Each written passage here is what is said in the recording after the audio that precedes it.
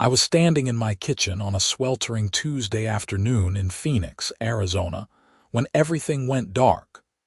The refrigerator stopped humming, the air conditioning died with a pathetic wheeze, and my laptop screen faded to black mid-email.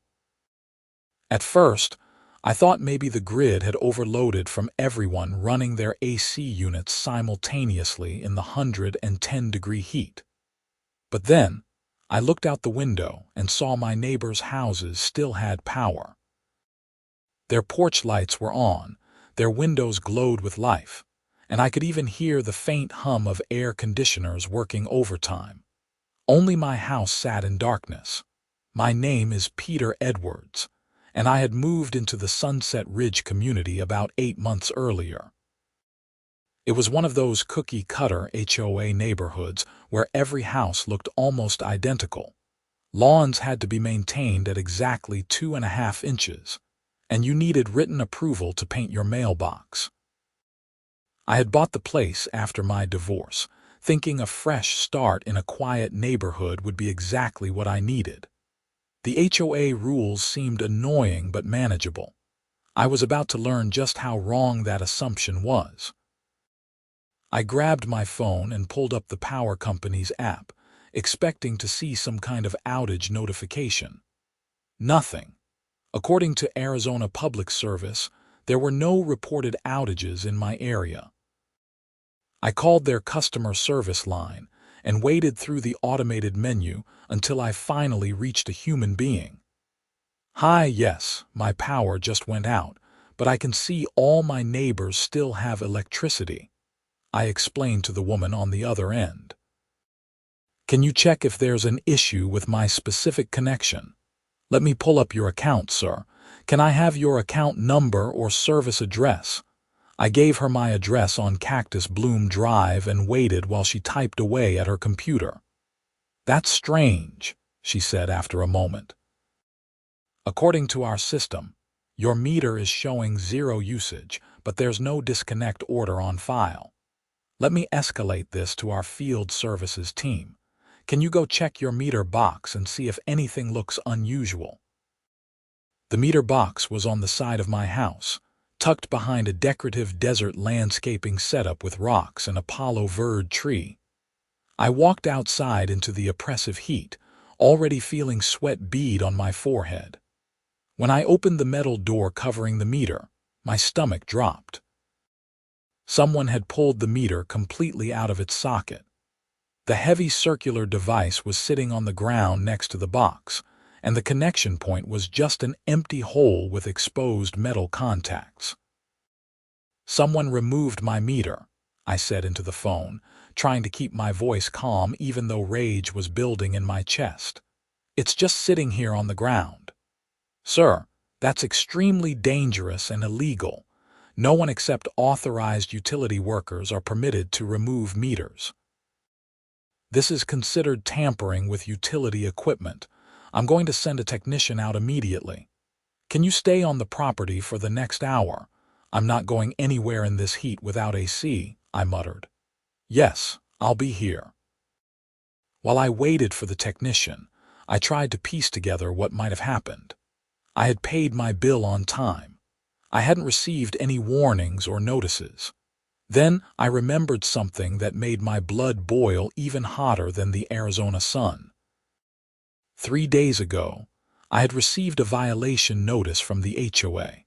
Apparently, my grass was a 1/4 inch too long. Never mind that I had been traveling for work and had only gotten back the day before. Never mind that I had already scheduled the lawn service for the following morning. The notice had been taped to my front door with red letters that screamed, "Immediate compliance required." The notice had been signed by Brenda Morrison, the HOA president. I had met Brenda exactly twice since moving in. The first time was at the mandatory new homeowner orientation, where she had spent 90 minutes lecturing us about community standards, with the enthusiasm of a dictator describing their 5-year plan. The second time was when she had knocked on my door at 7 in the morning on a Saturday to inform me that my trash cans were visible from the street, which violated Code Section 12.4 subsection B. The trash truck was literally coming down the street at that moment, but she didn't care about logic. Brenda was everything you'd expect from a stereotypical HOA Karen. She was in her mid-50s with an asymmetrical blonde bob that she clearly thought was sophisticated, but actually looked like she had lost a fight with a lawnmower. She wore velour tracksuits in various pastel colors and always had her phone in hand, ready to photograph any violation she spotted during her daily neighborhood patrols. She drove a white Lexus SUV with a bumper sticker that said, "I speak fluent sarcasm," which I found ironic since she seemed to have no sense of humor whatsoever. The utility truck arrived about 45 minutes later. A technician named Miguel stepped out, took one look at my meter situation, and let out a low whistle. "Yeah, this is bad," he said, crouching down to examine the meter. This was definitely removed by someone who didn't know what they were doing. See these scorch marks. They're lucky they didn't electrocute themselves. "Can you tell how long ago it happened?" I asked. "Hard to say exactly, but the dust pattern suggests maybe a few hours. You said your power went out around 2:30. I nodded. That timeline made sense. I had been on a video call until 2, then made lunch, and the power died while I was eating. Miguel pulled out his phone and started taking pictures from multiple angles. "I need to document all this for our investigation. Meter tampering is a serious offense. It's not just against company policy, it's actually a criminal offense in Arizona. We're talking potential felony charges depending on the circumstances." "I didn't do this," I said quickly. "I came home and found it like this." "I believe you," Miguel said. "Whoever did this left fingerprints all over the meter housing, and they didn't cut the security seal properly. A professional would know how to do this cleanly. This looks like amateur hour. Do you have any idea who might have done it?" I hesitated, not wanting to make accusations without proof. But the timing was too suspicious. I have an HOA president who's been on my case about petty violations. I got a notice 3 days ago about my lawn being too long. Miguel's expression darkened. "You're not the first person in an HOA community to tell me something like this. Let me make some calls. In the meantime, I'm going to restore your power, but I need you to file a police report about the tampering. My supervisor is going to want documentation." He spent the next 20 minutes carefully reinstalling the meter and checking all the connections. When he flipped the main breaker back on, I heard the beautiful sound of my AC unit roaring back to life. The temperature inside my house had climbed to 94 degrees, and I knew it would take hours to cool back down.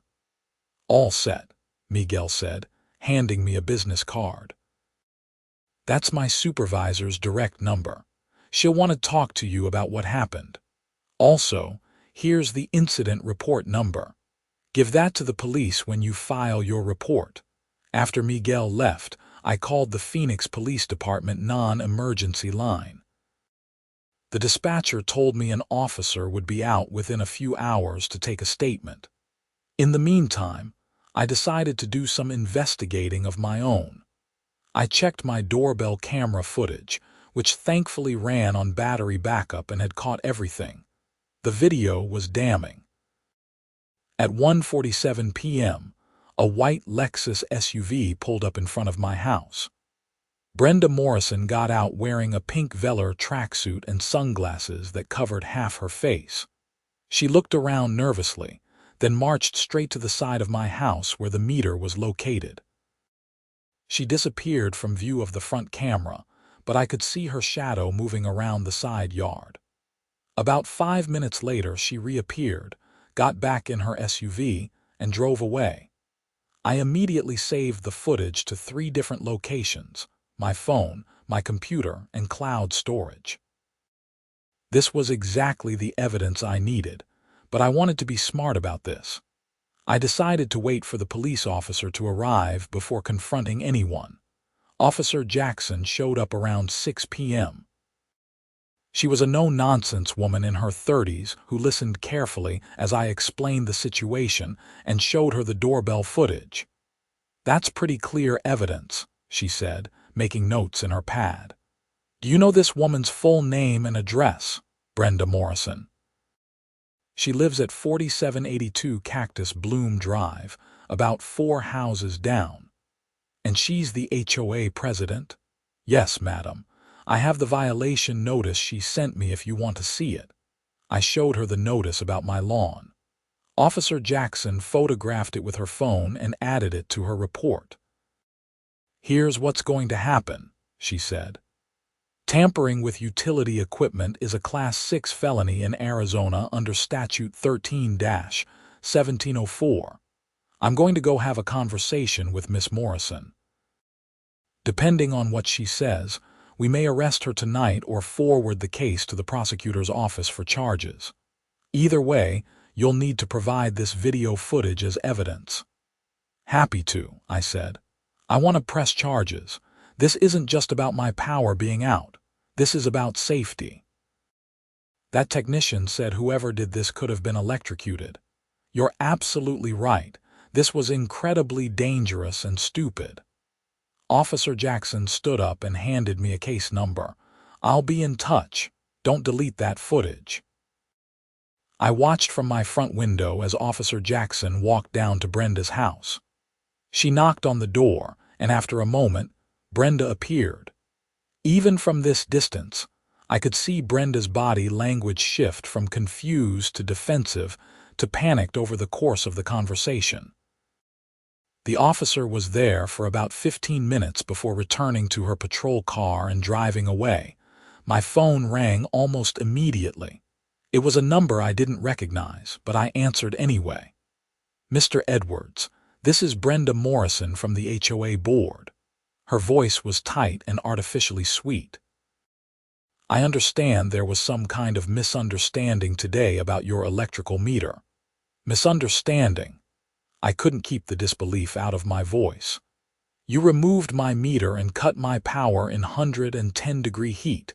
That's not a misunderstanding. That's a crime." "Now, let's not be hasty," she said, her tone shifting to placating.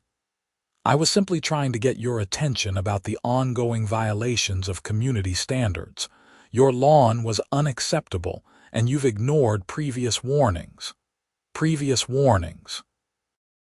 "I've lived here 8 months and gotten exactly one notice, which I received 3 days ago. I had already scheduled lawn service before I even got that notice." "Well, regardless, I think we can resolve this like adults without involving the police. Why don't you come to the HOA meeting tomorrow night and we can discuss this?" "Brenda, you committed a felony. This isn't something we can resolve over coffee and cookies at an HOA meeting. The police are involved, the utility company is involved, and I have video evidence of you tampering with my meter."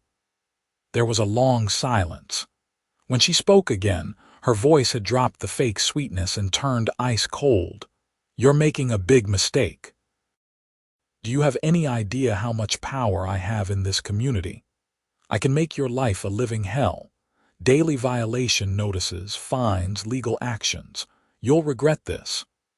Are you seriously threatening me right now, after you committed a crime and I have evidence?" I laughed in disbelief. "Please, keep talking. I'm recording this call." She hung up immediately. I actually wasn't recording, but her reaction told me everything I needed to know about her character. This woman was used to bullying people into submission, and she couldn't handle someone standing up to her. The next morning, I woke up to find a notice taped to my front door. It was from the HOA, signed by Brenda, informing me that I was being fined $500 for unauthorized modification of property exterior, referring to my meter box being open. The sheer audacity of it made me laugh out loud. She had literally created the situation she was now fining me for. I photographed the notice and emailed it to Officer Jackson with a note about Brenda's threatening phone call. Then, I called Miguel's supervisor at the utility company. Arizona Public Service, this is Sandra Chen, a professional voice answered. Miss Chen, my name is Peter Edwards. Your technician Miguel came out yesterday to restore my power after someone tampered with my meter. He said you'd want to talk to me. Yes, Mr. Edwards, I have your file right here. Miguel's report was quite concerning. He documented what appears to be unauthorized meter removal by someone without proper training or equipment. Do you know who did this? I have doorbell camera footage of my HOA president doing it. The police have already been notified and are investigating. Your HOA president? Sandra's voice sharpened with interest. This is the third incident we've had this year involving HOA board members tampering with utility equipment. Can you send me that footage? Absolutely. What happens next from the utility company's side? Well, meter tampering isn't just a criminal matter. It also violates our service agreements and multiple safety regulations. We're going to pursue civil penalties against the individual responsible. We're talking substantial fines, potentially tens of thousands of dollars, plus the cost of our investigation and any damage to equipment. We also notify the Arizona Corporation Commission since they regulate utilities in the state. Good, I said. This woman needs to face real consequences. I'll send you a secure link where you can upload the footage. We'll also need a formal statement from you. Can you come to our office downtown sometime this week? We scheduled an appointment for Friday morning. After I hung up, I sent the doorbell footage to Sandra's secure portal and started documenting everything that had happened. I had a feeling this was going to get worse before it got better. I was right. Over the next 3 days, I received 7 different violation notices from the HOA. My house number wasn't reflective enough. My desert landscaping rocks were the wrong shade of tan. My garage door had a small smudge. My mailbox flag was at an incorrect angle. Each notice came with a fine ranging from $200 to $500. Brenda was trying to bury me in paperwork and fees, hoping I'd back down. Instead, I documented every single notice, photographed the supposed violations, and added them to a growing file. I also did some research into Arizona HOA law and discovered that HOAs have to follow proper procedures for fines and violations. They're required to give reasonable notice, hold hearings, and allow homeowners to contest charges. Brenda was violating pretty much every procedural requirement in her vendetta against me. Friday morning, I drove downtown to the Arizona Public Service headquarters. Sandra Chen met me in a conference room along with 2 other people, a lawyer and an investigator. Mr. Edwards, thank you for coming in, Sandra said, shaking my hand. This is Mark Thompson, our legal counsel, and Diana Foster, our security investigator. We've reviewed your footage and Miguel's report. This is one of the most clear-cut cases of meter tampering we've seen. Diana, a former police detective based on the credentials on the wall behind her, pulled up the footage on a large screen. Walk us through what happened that day. I spent the next hour giving them a detailed timeline of events, from receiving the HOA violation notice to discovering my power was out to finding the removed meter. They asked dozens of questions, taking notes and recording the conversation with my permission. Here's where we are, Mark said, pulling out a folder. We're pursuing civil action against Brenda Morrison and potentially against the HOA itself if we find they had any knowledge or involvement. The fines for utility tampering under Arizona Administrative Code can reach $50,000 per incident.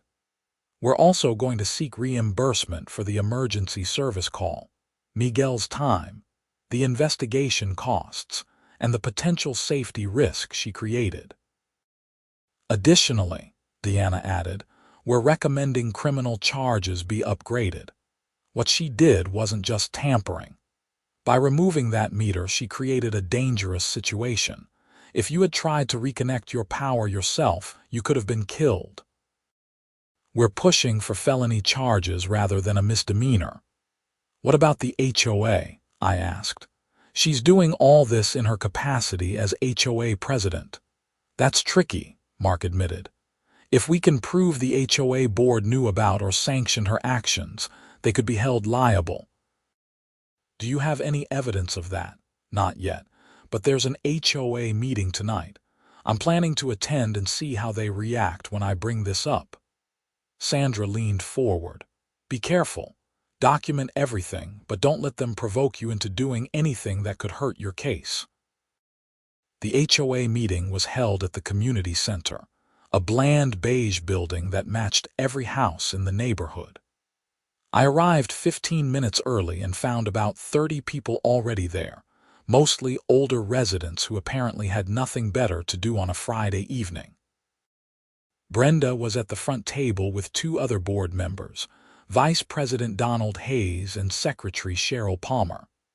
When Brenda saw me walk in, her expression could have curdled milk. I took a seat in the back row and pulled out my phone to take notes. The meeting started with the usual boring business: approval of last month's minutes, financial reports, discussion of pool maintenance. Then Brenda got to what she clearly considered the main event. We have a situation with a resident who is refusing to comply with community standards, she announced, not bothering to use my name but staring directly at me.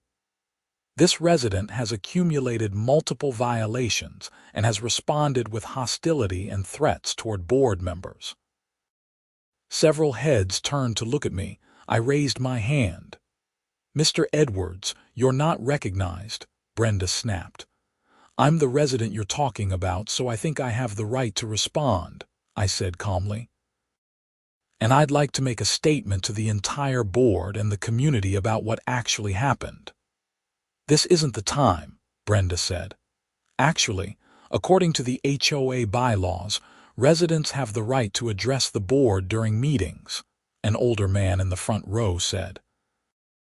I recognized him as Frank Ellison, one of my neighbors. I move that we let him speak. I second that, a woman I didn't know added. Brenda looked furious but had no choice. Fine, you have 5 minutes. I stood up and walked to the front of the room. 3 days after I received my first and only HOA violation notice about my lawn, someone removed the electrical meter from my house, cutting power in 110-degree heat. The utility company had to send an emergency technician to restore power. The technician found evidence of dangerous tampering that could have resulted in electrocution.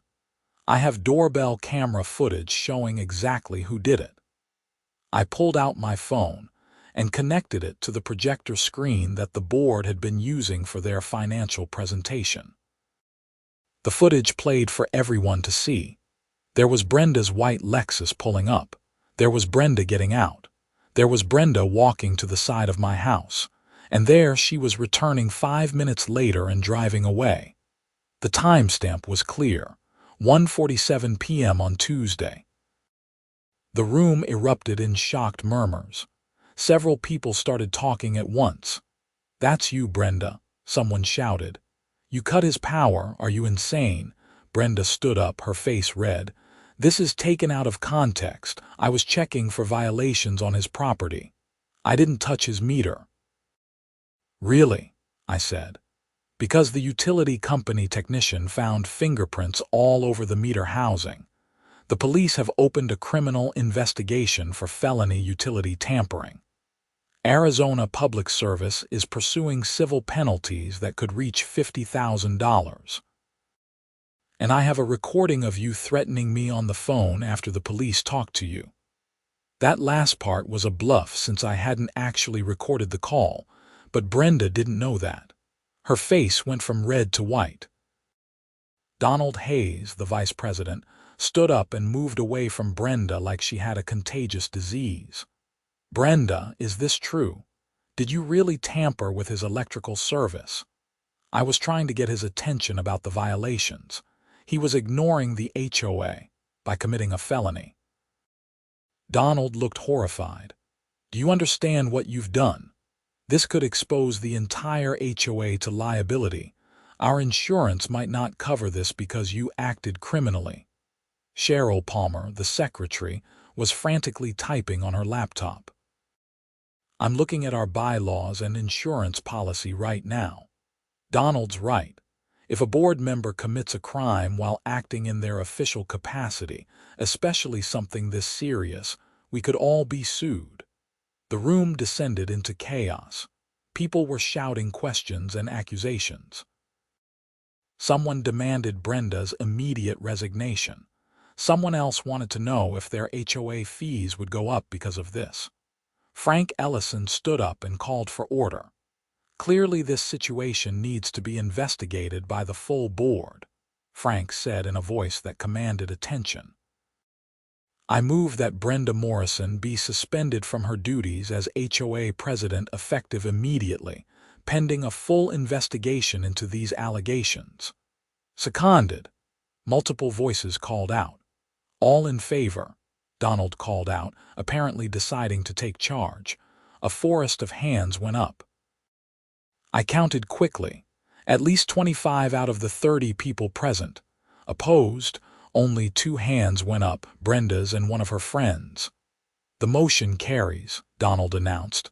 "Brenda, you're suspended effective immediately. Please turn over all HOA documents, keys, and access credentials to me by tomorrow morning." Brenda grabbed her purse and stormed out of the room, but not before turning to glare at me. "You're going to regret this," she hissed. After she left, Donald asked me to stay for a few minutes. The meeting continued with various residents expressing concern about the situation and asking questions about legal liability. Once things wrapped up, Donald, Cheryl, and Frank pulled me aside. "Mr. Edwards, I want to apologize on behalf of the HOA," Donald said. He looked genuinely distressed. "What Brenda did was completely unacceptable and not representative of this community. We had no idea she was capable of something like this." "Did she have a history of aggressive behavior toward residents?" I asked. The 3 of them exchanged uncomfortable looks. Finally, Cheryl spoke up. "She was very enthusiastic about enforcement. We had a few complaints about her being overzealous, but nothing like this. Mostly people said she was rude or nitpicky." "Why didn't anyone check her behavior before it escalated to this point?" Frank sighed. "Because most people don't want to deal with HOA drama. Brenda volunteered to be president when nobody else wanted the job. She did all the paperwork and managed the violations, and most people were happy to let her do it. We should have been paying more attention."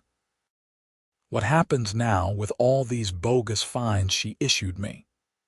I pulled out the stack of violation notices I'd received over the past few days.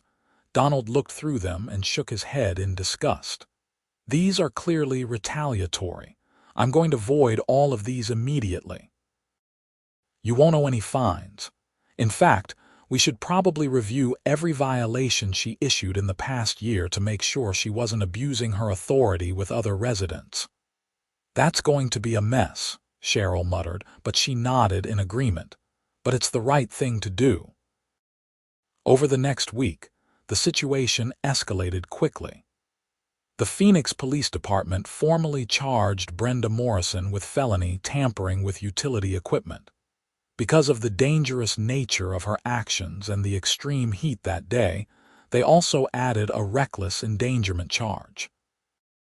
Her lawyer tried to argue that she didn't understand the severity of what she was doing, but the prosecutor pointed out that ignorance of the law isn't a defense, and that any reasonable person would know that cutting someone's electricity in extreme heat was dangerous.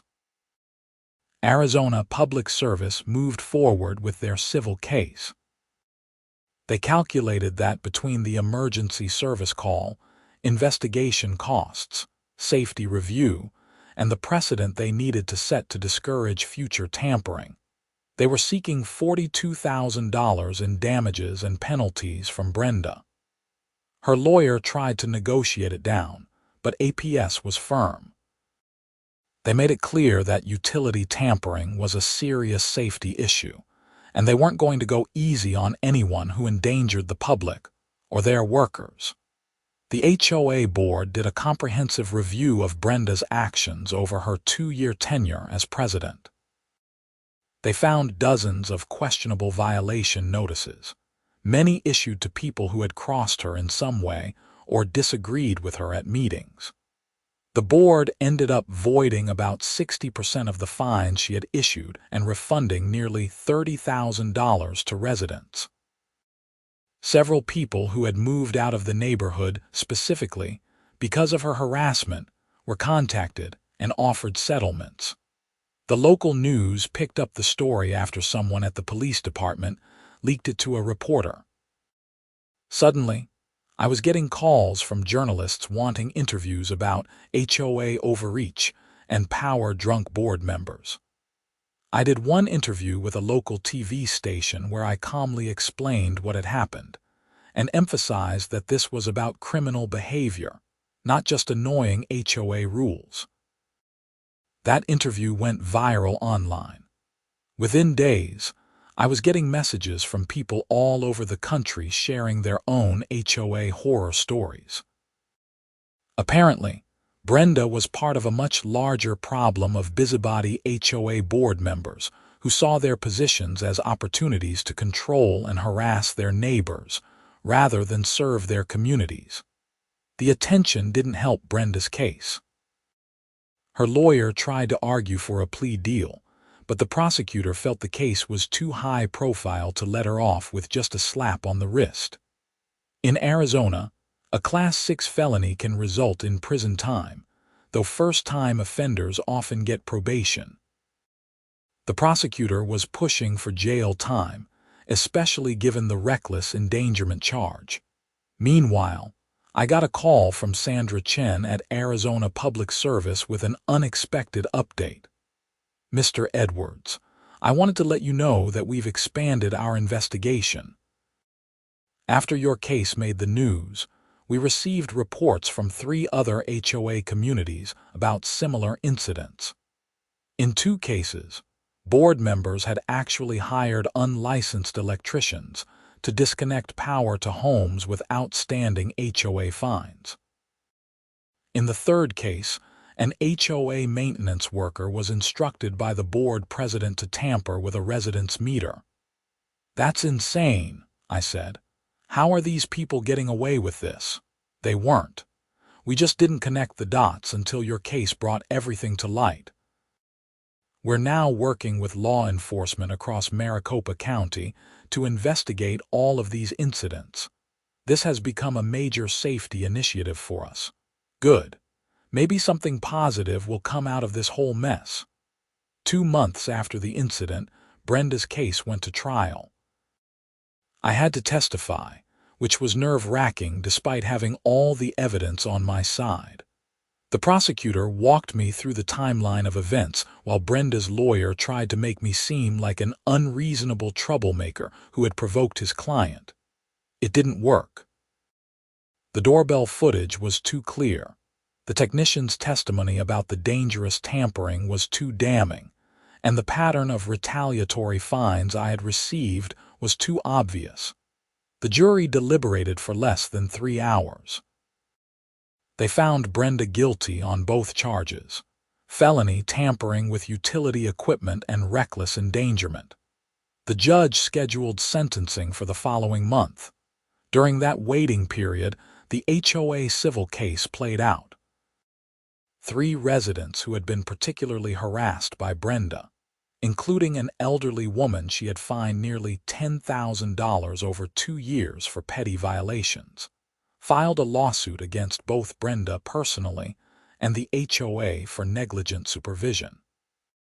The HOA's insurance company agreed to settle for an undisclosed amount rather than go to trial, but they also dropped the HOA's coverage.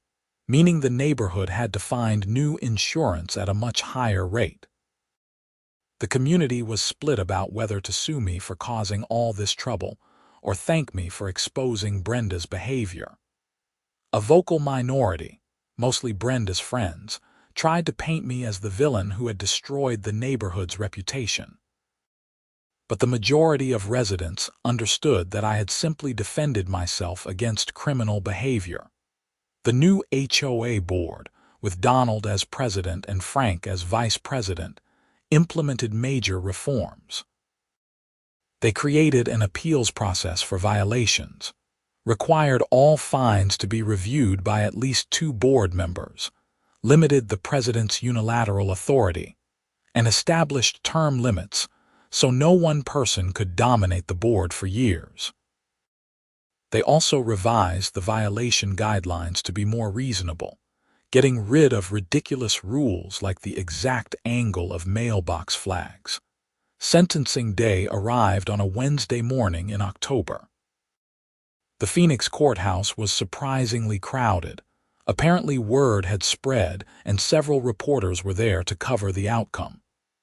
I sat in the gallery with Miguel from the utility company, who had been subpoenaed as a witness, and Sandra Chen, who wanted to see justice served. Brenda's lawyer made an impassioned plea for leniency. He talked about her previously clean record, her volunteer work in the community, and how she had supposedly learned from her mistakes. He asked for probation and community service. The prosecutor wasn't having it. She pointed out that Brenda had never apologized or shown real remorse. She had blamed me for overreacting, claimed she was the victim of a witch hunt, and continued to insist she had done nothing wrong despite the jury's guilty verdict. The prosecutor emphasized the serious safety risk Brenda had created and noted that she had used her position of authority to commit the crime. Then it was time for victim impact statements. I had prepared something to say, but as I stood at the podium looking at Brenda, who refused to make eye contact, I decided to speak from the heart instead of reading my prepared remarks. Your Honor, what Brenda Morrison did to me wasn't just about inconvenience or discomfort. She could have killed me. If I had tried to restore my own power without knowing what I was doing, I could have been electrocuted. The temperature inside my house reached 94 degrees, which is dangerous for anyone but especially for elderly people or those with health conditions. She did this over a lawn that was a 1/4 inch too long, a lawn I was already planning to have cut the next day. The punishment didn't fit the supposed crime even remotely. I paused and looked at the judge. But what bothers me more than what she did to me is the pattern of behavior this revealed. For 2 years, she used her position to bully and harass residents. She collected tens of thousands of dollars in bogus fines. She made people's lives miserable because she enjoyed the power. This wasn't a mistake or a momentary lapse in judgment. This was who she is. And the only reason she got caught is because she finally went too far. I shudder to think how many other people she harassed who were too afraid or too tired to fight back. I sat back down.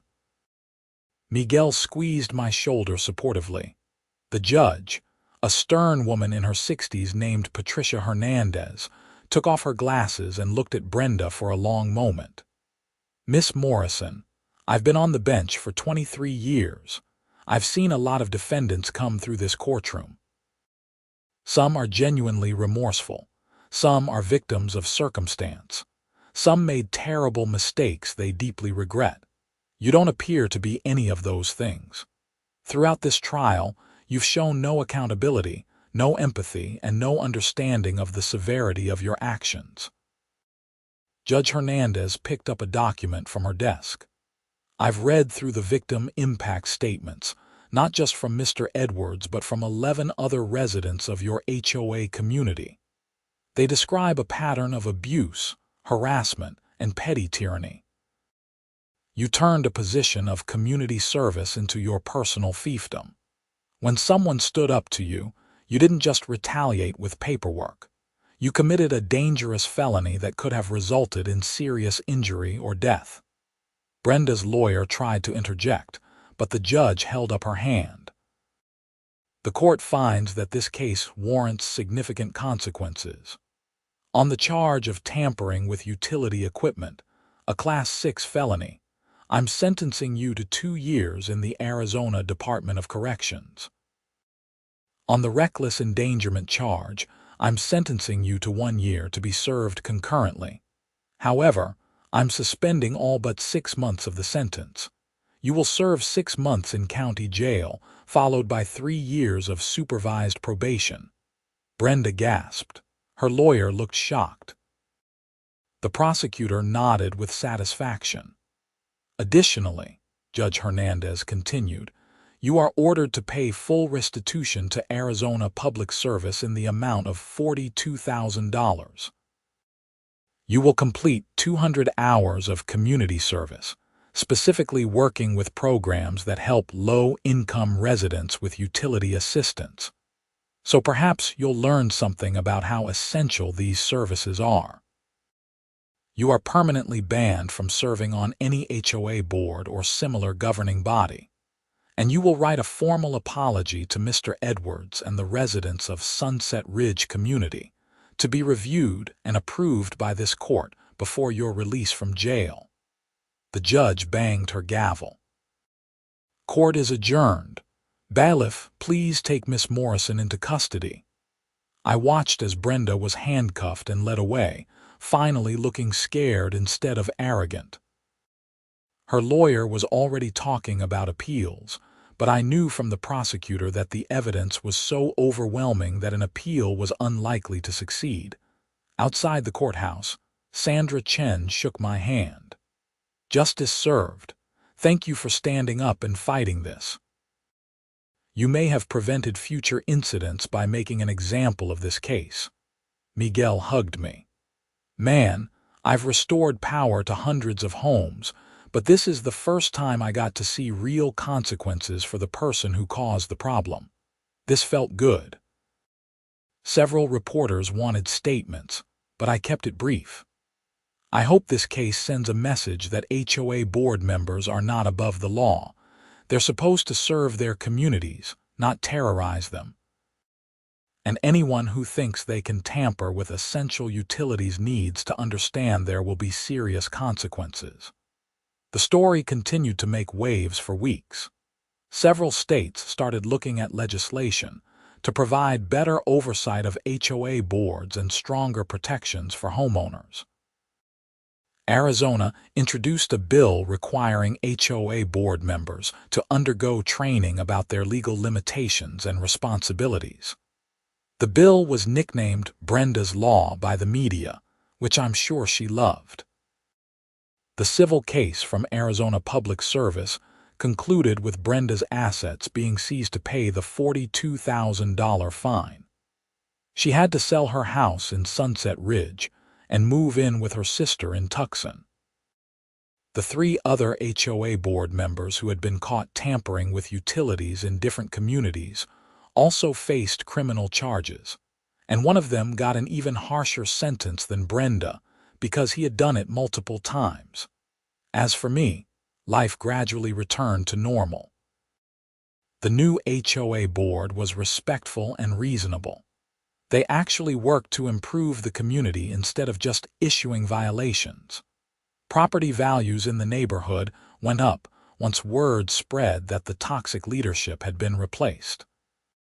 Several families who had been considering moving decided to stay. I got a new job offer from a renewable energy company who had seen the news coverage and liked how I had handled the situation. They said they wanted someone with my integrity on their team. The pay was better, and the work was more interesting than my previous job, so I accepted. About a year after the incident, I received a letter in the mail. It was the court-ordered apology from Brenda. It was clearly written by her lawyer rather than genuinely from her heart, filled with passive voice and non-apologies like mistakes were made. and if anyone was harmed. But there was one line near the end that seemed more authentic. I let the power of the position go to my head and lost sight of what being a good neighbor means. I filed the letter away and didn't think much more about it. Some people learn from their mistakes and some people don't. I hoped Brenda was in the first category, but I honestly didn't care that much. She was out of my life and out of the community. The Sunset Ridge neighborhood thrived under new leadership. Donald proved to be an excellent HOA president, focused on actually improving the community rather than nitpicking residents. They used HOA funds to upgrade the community center, improve the landscaping in common areas, and organize social events that brought neighbors together. It started to feel like an actual community instead of a prison camp. Frank Ellison became one of my good friends. He was a retired engineer who had lived in the neighborhood for 15 years. Over beers one evening, he told me he had been planning to move because of Brenda's harassment, but decided to stay and fight after seeing me stand up to her. "You did something important," Frank said. "Most people just take the abuse because they don't want the hassle of fighting back. But bullies like Brenda only stop when someone stands up to them. You probably saved a lot of people from future harassment." I appreciated the sentiment, though I didn't see myself as any kind of hero. I had just refused to be a victim. The real heroes were people like Miguel, who took the tampering seriously, Sandra Chen, who pursued the case aggressively, and Judge Hernandez, who handed down appropriate consequences. The doorbell camera that captured the whole incident became somewhat famous in home security circles. The company that made it used the footage in training materials about the importance of having multiple camera angles and cloud backup. They even offered me a free upgrade to their latest model, which I accepted. Life had a funny way of working out sometimes. What started as a nightmare scenario, losing power in extreme heat because of a vindictive HOA president, ended up improving my entire situation. I had a better job, better friends, a better community, and a story that resonated with millions of people who had dealt with similar HOA nonsense. The only casualty was my original plan to live a quiet, drama-free life after my divorce. But honestly, I realized that wasn't what I really wanted anyway. I wanted to be part of a real community where people looked out for each other and held each other accountable. That's what Sunset Ridge became after Brenda left. 2 years after the incident, I was elected to the HOA board myself. I hadn't planned to get involved, but several neighbors encouraged me to run, and I figured I could help make sure someone like Brenda never gained power again. My platform was simple: transparency, accountability, and treating residents like adults instead of children who needed constant supervision. I won by a landslide and became the new vice president under Donald's continued presidency. Together with the rest of the board, we continued implementing reforms. We created an online portal where residents could track all HOA communications, see meeting minutes, review the budget, and submit maintenance requests. We eliminated most of the ridiculous aesthetic rules that existed just to give board members something to enforce. We focused on actual issues like maintaining property values, ensuring safety, and building community. One of my first acts as vice president was proposing a second chance program for residents who had been excessively fined under Brenda's regime. We reviewed cases where people had paid thousands of dollars in questionable fines and offered them credits against future HOA fees. It cost the HOA some money in the short term, but it built tremendous goodwill and brought people back into the community who had become alienated. I also worked with other HOA communities in the Phoenix area to share best practices and warning signs of board members abusing their authority. We created an informal network where residents could report concerns and get advice on how to handle problematic boards. It wasn't official or legal, just neighbors helping neighbors. The media interest eventually died down, which was a relief. For a few months there, I couldn't go to the grocery store without someone recognizing me as that guy who stood up to his HOA. It was flattering but also exhausting. I was happy when I could just be Peter Edwards, regular guy, instead of Peter Edwards, HOA warrior. Brenda served her 6 months in county jail and was released on probation. I heard through the neighborhood grapevine that she moved to Tucson permanently and was working as a receptionist at a dental office. Apparently, she wasn't allowed to be in any position of authority as part of her probation terms. I hope she was genuinely learning from the experience, but I never reached out to find out. Some chapters of your life are meant to stay closed. The house that Brenda had lived in was bought by a young couple with 2 small children. They were exactly the kind of family the neighborhood needed: friendly, involved, and normal. The kids played in the yards, the parents joined the community events, and nobody tried to measure anyone's grass with a ruler. Miguel from the utility company became another good friend. We grabbed lunch occasionally, and he always had crazy stories from his work. Apparently my case had inspired the utility company to take tampering much more seriously. They installed tamper evidence seals on all meters, increased penalties for violations, and launched a public education campaign about the dangers of messing with utility equipment.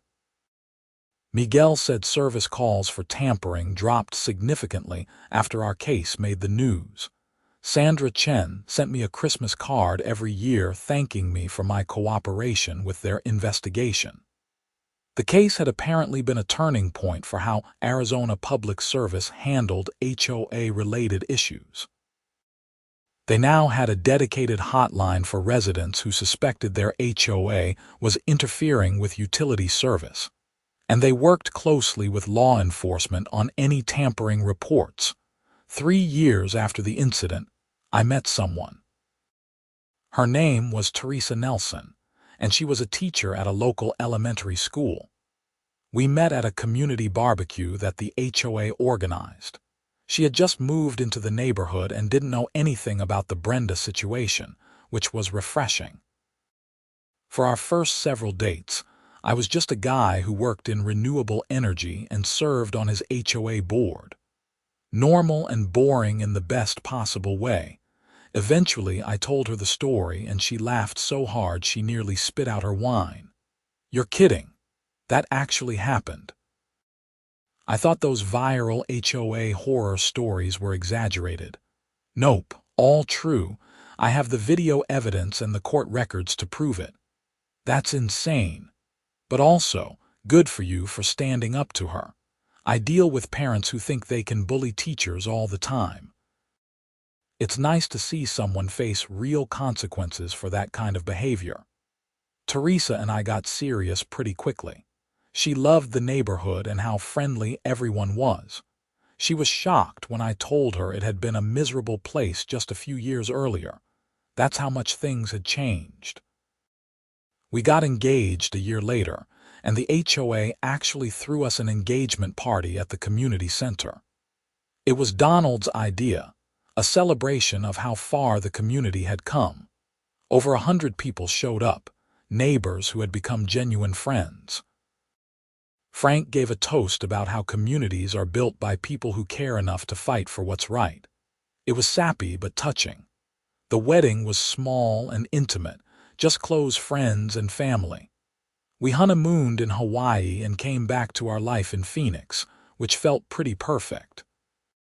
Teresa moved into my house, and we started talking about starting a family. Life had taken a strange path from that sweltering afternoon when my power went out.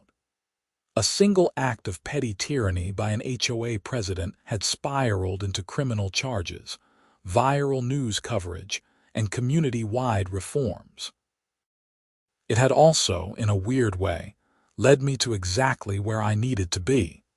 I still got occasional emails from people around the country dealing with their own HOA nightmares. I always responded with the same advice. Document everything, know your rights, don't be afraid to involve authorities when laws are broken, and remember that HOA board members are not above the law. Some people thanked me for the encouragement and successfully fought back against abusive boards. Others decided it wasn't worth the fight and moved to non-HOA neighborhoods. Both were valid choices. The one thing I always emphasized was safety. What Brenda had done wasn't just annoying or inconvenient, it was genuinely dangerous. Tampering with electrical systems can kill people. In extreme heat, cutting someone's power can lead to heat stroke or death, especially for vulnerable populations. That's why the consequences had been so severe and why they needed to be.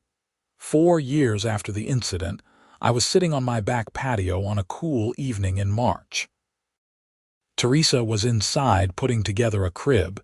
We were expecting our first child in 3 months. The neighborhood was quiet and peaceful. I could hear kids playing a few houses down. Someone was grilling, and the smell of barbecue drifted through the air, and the community pool had just opened for the season. It struck me how different everything was from that first year when I had moved in, when Brenda had ruled the neighborhood with an iron fist and petty regulations. Now it was actually a community, people helping each other, looking out for each other, and making the neighborhood better together. My phone buzzed with a text from Donald. The HOA board was meeting next week to discuss new playground equipment for the community park. He wanted my input on designs since I'd be a parent soon. That's what HOA business should be, improving amenities and solving real problems, not measuring grass and issuing spite fines. I thought about Brenda sometimes and wondered if she had really learned anything from the experience. I hoped so. Not for my sake, I had moved on completely, but for hers. Living with that much anger and need for control couldn't have been pleasant.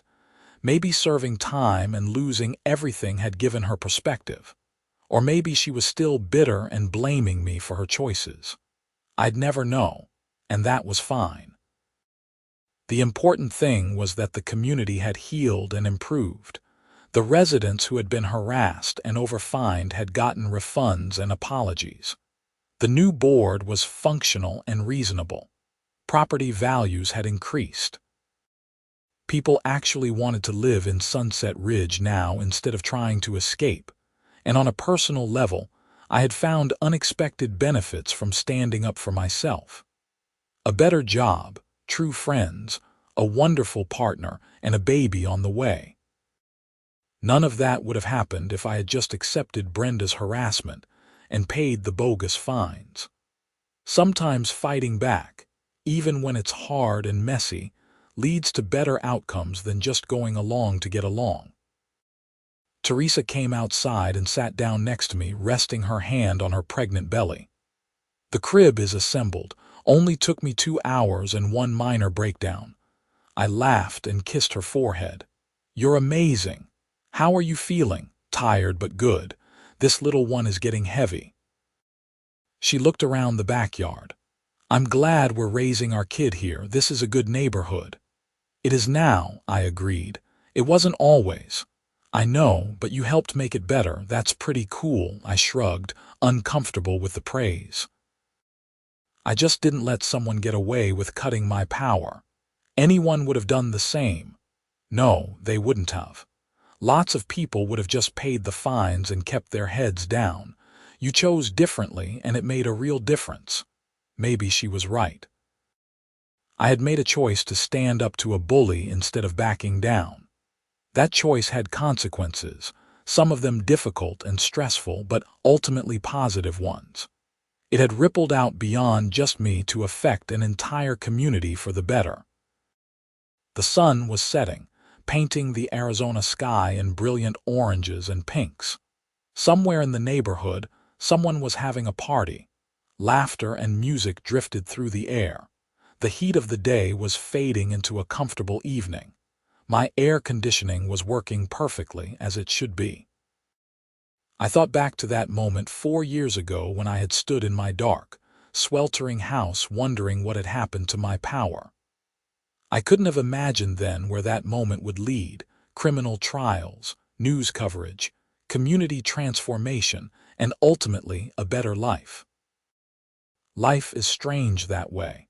The challenges we face often lead us to exactly where we need to be. Teresa squeezed my hand.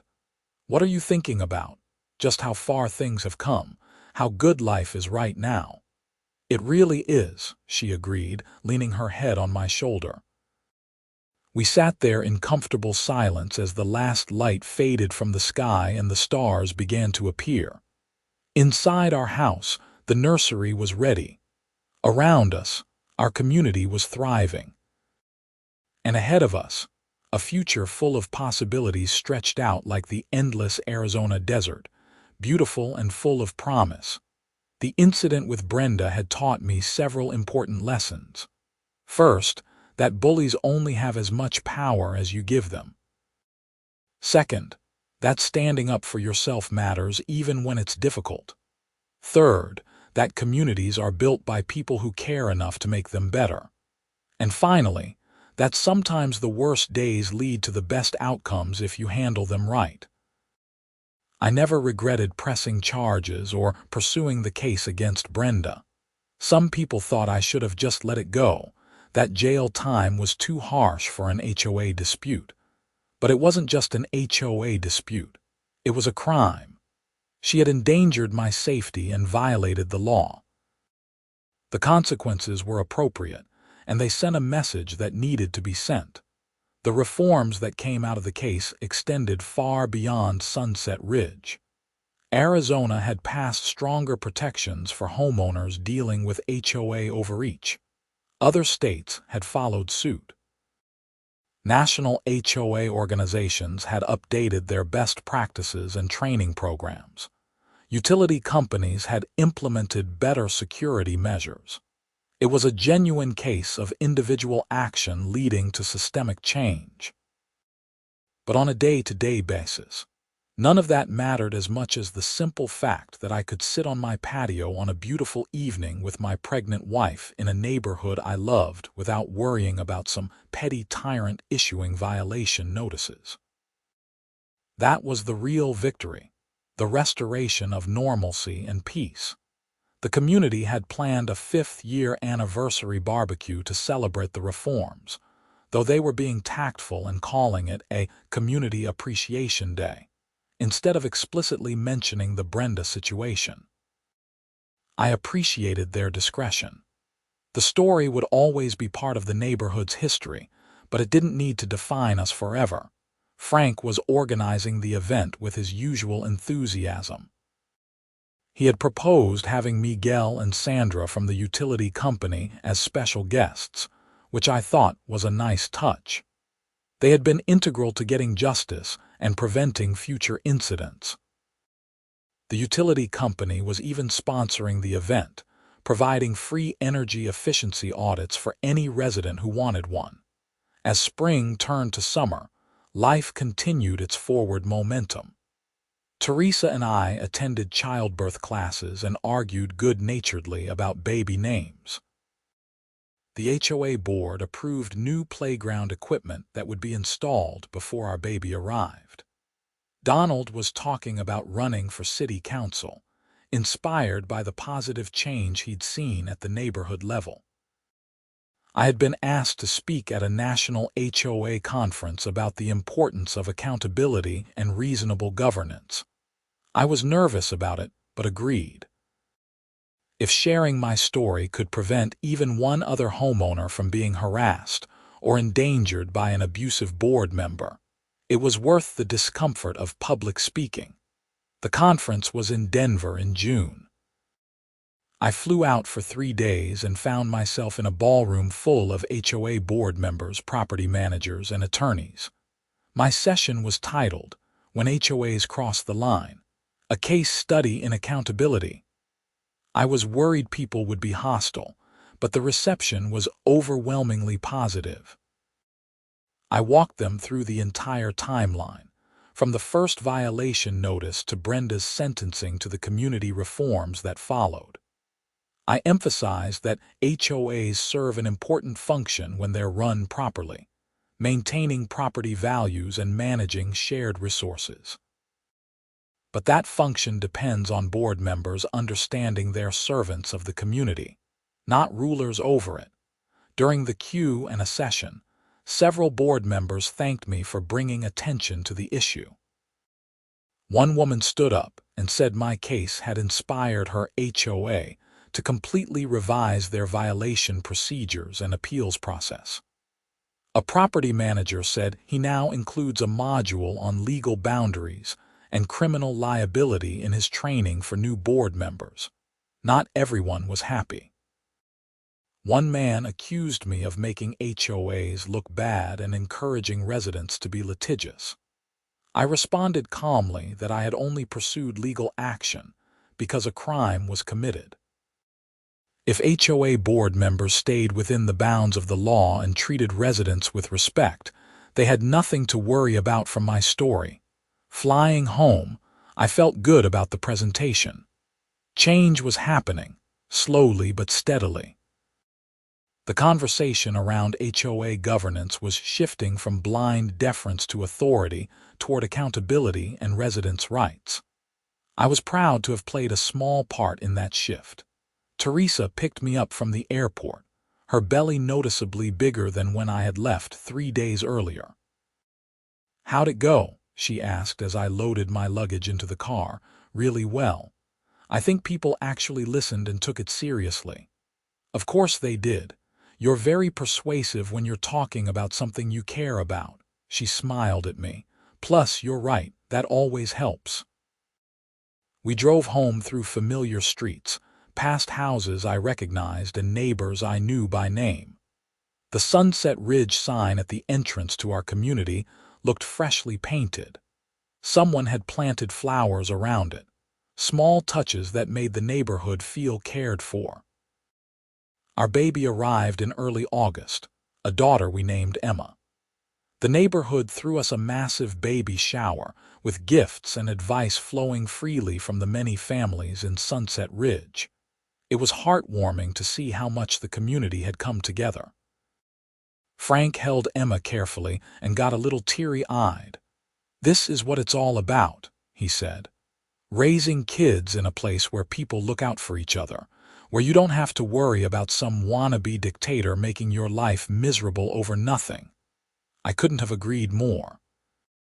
As I watched Teresa showing Emma to various neighbors and accepting their congratulations, I felt a deep sense of gratitude, not for what had happened with Brenda, but for how it had resolved and what had come after. Life continued in that sweet, busy way that new parents experience. Sleepless nights and endless diaper changes, but also incredible joy in watching Emma grow and discover the world. The HOA board gave me a temporary leave from my duties, which I appreciated. Donald and the others handled everything smoothly without me. When Emma was 6 months old and things had settled into more of a routine, I resumed my board responsibilities. We were planning major improvements to the community, upgrading the pool area, adding walking trails, and creating a dog park. These were the kinds of projects that actually improved residents' lives instead of just hassling them about arbitrary rules. The 5-year anniversary barbecue happened on a perfect October day. Over 200 people showed up, nearly every household in Sunset Ridge. Miguel and Sandra came as promised, along with Officer Jackson, who had first responded to my complaint about the meter tampering. Even Judge Hernandez made a surprise appearance, saying she wanted to see the positive outcome that had resulted from a difficult case. Donald gave a speech thanking everyone for making Sunset Ridge a real community. He carefully avoided mentioning Brenda by name, but talked about learning from past mistakes and building something better together. Frank presented me with a plaque that read for standing up and speaking out, which made me unexpectedly emotional.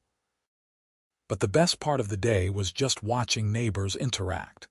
Kids playing on the playground equipment, adults chatting over burgers and hot dogs, teenagers playing volleyball, and elderly residents sitting in the shade sharing stories. This was what a community should be. Not perfect, but genuine and caring. As the sun began to set and the party wound down, Teresa found me sitting on a bench near the pool, Emma asleep in my arms. She sat down beside me and leaned her head on my shoulder, exactly like she had done on our patio that evening years ago. "Good day," she said simply. "The best," I agreed, and it was. Not because of any grand achievement or dramatic victory, but because of the simple, profound satisfaction of being part of something good. A neighborhood where people cared for each other. A community that had learned from its mistakes and built something better. A home where my daughter could grow up safe and happy. The incident with Brenda would always be part of my story and part of Sunset Ridge's history. But it wasn't the defining part anymore. The defining part was what came after. The rebuilding, the reforms, the growth, and the genuine community that emerged from the ashes of petty tyranny. Sometimes standing up to a bully means fighting in court and facing down criminal charges. Sometimes it means 6 months of stress and uncertainty. But sometimes, if you're lucky, it also means catalyzing positive change that ripples out far beyond your original situation. That's what had happened here, and I was profoundly grateful for it. As darkness fell and the party officially ended, neighbors helped clean up without being asked. Kids carried trash bags to the dumpster. Adults folded tables and stacked chairs, everyone working together to take care of their shared space. It was such a simple thing, but it represented everything that had changed. Walking home with Teresa and Emma, I felt genuinely content. The house that had once been just a place to live after my divorce had become a real home. The neighborhood that had once been a source of stress had become a community I was proud to be part of. And the future that had once seemed uncertain now stretched ahead, full of promise and possibility. The lights of our house came on as we approached, the porch light illuminating our path. Inside, everything was exactly as it should be. Power flowing freely, air conditioning working perfectly, all the modern conveniences functioning as designed. Such simple things, but I would never take them for granted again. That night, after Emma was asleep in her crib and Teresa had dozed off beside me, I lay awake thinking about the long, strange journey from that sweltering afternoon when Brenda had cut my power. So much had happened, so many challenges faced and overcome, so many unexpected consequences, both good and bad. But ultimately, justice had been served. A criminal had faced appropriate consequences. A community had been reformed and improved. And countless homeowners in Arizona and beyond had gained better protections against HOA overreach. Not a bad outcome for refusing to be a victim. I finally drifted off to sleep, comfortable in my home, secure in my community, and optimistic about the future. The nightmare was long over. What remained was just life, beautiful, ordinary, peaceful life. And that was more than enough.